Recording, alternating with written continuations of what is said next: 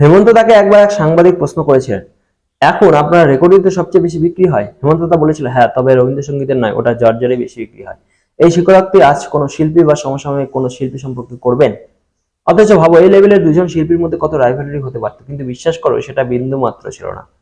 জর্জদা জর্জদা কতটা বড় মনের মানুষ ছিল সেটাও একবার শোনো। একবার নৈহাটিতে একটি জলসায় দ্বিজেন বাবু জর্জদা ও হেমন্ত দার গান গাওয়ার কথা।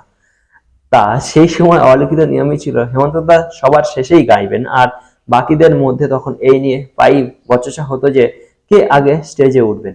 তাই উদ্যোক্তারা তখন নিয়ম করেছিল যে আগে আসবে সেই আগে স্টেজে উঠবে।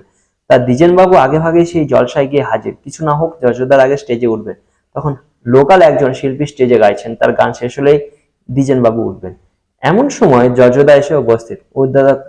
উদ্যোক্তাদের গিয়ে বলেন উদ্যোক্তাদের গিয়ে বলেন, এরপর কে গাইবে? উদ্যোক্তারা নিয়মের কথা জানিয়ে বলেন, এরপর তো দ্বিজেন বাবু উঠবে।